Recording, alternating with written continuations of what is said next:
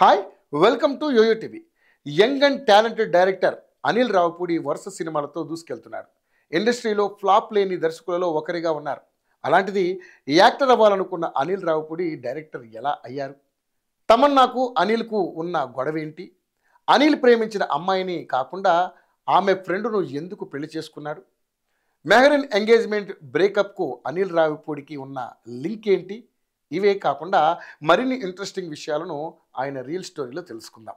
అనిల్ రావిపూడి 1982 ఆంధ్రప్రదేశ్లో చిలుకూరు వారి పాలెంలో ఒక మధ్యతరగతి కుటుంబంలో జన్మించాడు. తండ్రి బ్రహ్మయ్య, తల్లి అనంతలక్ష్మి. ఇతనికి రాధిక అనే అక్క కూడా ఉంది. ఇక అతని తండ్రికి అనిల్ పుట్టిన 2 ఏళ్లకే ఆర్టీసీలో బస్ డ్రైవర్గా జాబ్ రావడంతో మహబూబ్ నగర్లోని అమర్వాయ్ అనే ఊరికి కుటుంబం సమేతంగా వచ్చి స్థిరపడ్డారు. అలా అతనికి తరచూ ట్రాన్స్ఫర్ అవుతుండడంతో ఇలా అయితే పిల్లల చదువు పాడవుతుందని కుటుంబాన్ని తీసుకొచ్చి అద్దంకిలో సెటిల్ అయ్యారు. ఇక అనిల్ తన స్కూలింగ్ అంతా అద్దంకిలోనే చదివారు. చదువులో ఎప్పుడు ముందుండే అనిల్కు సినిమాల్లో నటించాలని, ఫేమస్ అవ్వాలని ఇంట్రెస్ట్ చాలా బాగా ఉండేది.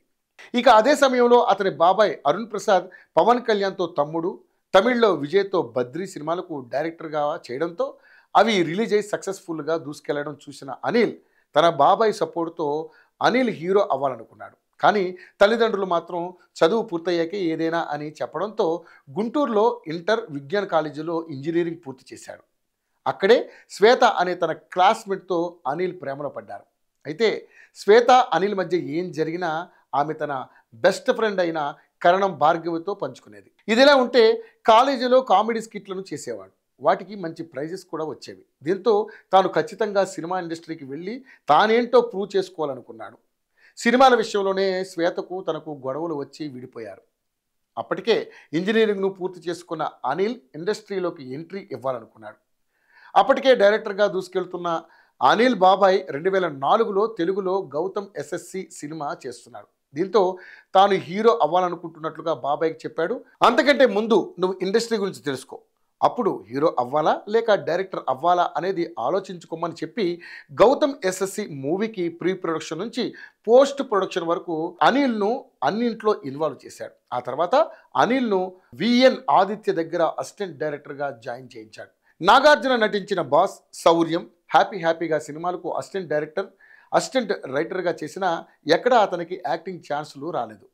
కందిరిగ సినిమాలో నటించాలనుకున్న ఛాన్స్ రాలేదు. దీంతో డైరెక్టర్గా ఫేమస్ అయ్యాకే యాక్టింగ్ చేయాలని నిర్ణయించుకున్న అనిల్ రావిపూడి తన ఫోకస్ మొత్తం డైరెక్షన్పై పెట్టాడు. ఇక అలా ట్రై చేస్తున్న సమయంలో దరువు, ఆగడు, మసాలా, పండగ చేసుకో మూవీస్కు డైలాగ్ రైటర్గా చేస్తూ బిజీగా ఉండేవాడు. అదే సమయంలో తన ఫ్రెండ్ పెళ్లికి అనిల్ ఊరికి వెళ్ళగా తన బీటెక్ ఫ్రెండ్స్ అంతా అక్కడికి రావడం జరిగింది. అందులో తన ఎక్స్ గర్ల్ ఫ్రెండ్స్ అయిన భార్గవి కూడా వచ్చింది. మాటల మధ్యలో తనకు సంబంధాలు చూస్తున్నారని చెప్పింది. ఆ క్రమంలో ఆ పెళ్ళేదో తననే చేసుకోమని అనిల్ అడిగాడు. దీంతో కొంత టైం తీసుకున్న భార్గవి ఓకే అనిల్ను పెళ్లి చేసుకునేందుకు ఓకే చెప్పింది. 2012లో ఇద్దరు పెళ్లి చేసుకున్నారు. ఆ తర్వాత హైదరాబాద్కు వచ్చి సెటిల్ అయ్యారు. భార్గవి ఐటీ జాబ్ చేస్తుంటే అనిల్ మాత్రం తాను రాసుకున్న కథలను పట్టుకొని ప్రొడ్యూసర్ల చుట్టూ తిరుగుతుండేవాడు. అలా తాను రాసుకున్న పటాస్ సినిమా స్టోరీని గోపీచంద్, మహేష్ బాబు లాంటి హీరోలకు వినిపించాడు. కానీ అనిల్ డైరెక్షన్లో కొత్త కావడంతో ఎవరూ ఛాన్స్ ఇవ్వలేదు. కానీ కళ్యాణ్ రామ్ కొత్త డైరెక్టర్లను ఎంకరేజ్ చేస్తాడని తెలుసుకున్న అనిల్ ఆయన వద్దకు వెళ్ళి స్టోరీని వినిపించాడు. కళ్యాణ్కు స్టోరీ నచ్చింది. కానీ అప్పటికే 3D సినిమాలో హీరోగా, ప్రొడ్యూసర్గా చేస్తున్నాడు. దీంతో ప్రొడ్యూసర్ను తెచ్చుకుంటే డేట్స్ ఇస్తానని, లేదంటే 2 ఏళ్ళు ఆగితే తానే ప్రొడ్యూస్ చేస్తానని కళ్యాణ్ రామ్ చెప్పాడు. అప్పటికే భార్య సంపాదనతో బతుకుతున్న అనిల్ సినిమాలను వదిలేసి జాబ్ చేద్దాం అనుకున్నాడు. కానీ ఒకసారి రుచి మరిగిన నాలుక మళ్ళీ తగ్గదని అసిస్టెంట్గా కొనసాగాడు. 2 ఏళ్ల తర్వాత కళ్యాణ్ రామ్ పిలిచి అనిల్కు అవకాశం ఇచ్చాడు. అలా 7 కోట్ల రూపాయల బడ్జెట్తో 2015లో అనిల్ రావిపూడి డైరెక్షన్ చేసిన తొలి సినిమా విడుదలైంది. హిట్గా నిలవడమే కాదు 29 కోట్ల రూపాయలను వసూలు చేసింది. అప్పటికే సినిమాకు డిస్ట్రిబ్యూటర్గా ఉన్న దిల్ రాజుకు అనిల్ హార్డ్ వర్క్ నచ్చడంతో మంచి కథలు ఉంటే చెప్పమని సినిమా తీద్దామని చెప్పారు. అప్పుడే అనిల్ రావిపూడి సుప్రీం సినిమా స్టోరీని దిల్ రాజుకు వినిపించాడు. ఆ స్టోరీ నచ్చడంతో సాయి ధరమ్ తేజ్తో రాశి ఖన్నాను హీరోయిన్గా పెట్టి సినిమాను తీశారు. 20 కోట్ల బడ్జెట్తో సినిమాను తీయగా సినిమా హిట్ అయ్యి 44 కోట్ల రూపాయలను వసూలు చేసింది. ఈ సినిమా సమయంలోనే రాశి ఖన్నాతో అనిల్కు మంచి పరిచయం ఏర్పడింది. అంతేకాకుండా గుడిలో ఇద్దరు కలిసి పూజలు చేయడంతో త్వరలో పెళ్లి చేసుకోబోతున్నారనే టాక్ కూడా నడిచింది. అదే టైంలో రవితేజతో అనిల్ రాజా ది గ్రేట్ మూవీని ప్లాన్ చేశాడు. ఈ సినిమాలో కూడా రాశి ఖన్నాను హీరోయిన్గా పెట్టాలనుకున్నాడు. కానీ మెహరీన్ అయితే బాగుంటుందని కొంతమంది చెప్పడంతో రాశి ఖన్నాతో ఈ సినిమాలో ఐటెం సాంగ్ చేయించాడు. ఈ విషయంలోనే రాశి ఖన్నాకు అనిల్కు మనస్పర్ధలు వచ్చి బ్రేకప్ కూడా జరిగింది. ఆ తర్వాత ఆమె తన ఫోకస్ను తమిళ ఇండస్ట్రీపై పెట్టింది. అవేమీ పట్టించుకొని అనిల్ ఇక మెహరీన్తో F2, F3 సినిమాలను తీశాడు. అయితే F2 సినిమా తర్వాత మెహరీన్ బిష్ణోతో ఎంగేజ్మెంట్ను చేసుకుంది. పెళ్లి తర్వాత సినిమాలు తీయకూడదనే కండిషన్తో పెళ్లికి ఒప్పుకున్న బిష్ణోకి ఎంగేజ్మెంట్ తర్వాత మెహరీన్ F3 సినిమాలో నటించేందుకు సైన్ చేయడంతో అతని పెళ్లిని క్యాన్సిల్ చేసుకున్నాడు. ఆ తర్వాత మెహరీన్తో అనిల్ పేరు గట్టిగా వినిపించింది.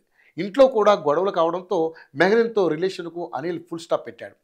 భగవంత్ కేసరి సినిమా సమయంలో తమన్నాతో అనిల్ ఐటెం సాంగ్ చేయించాలని అనుకున్నాడు.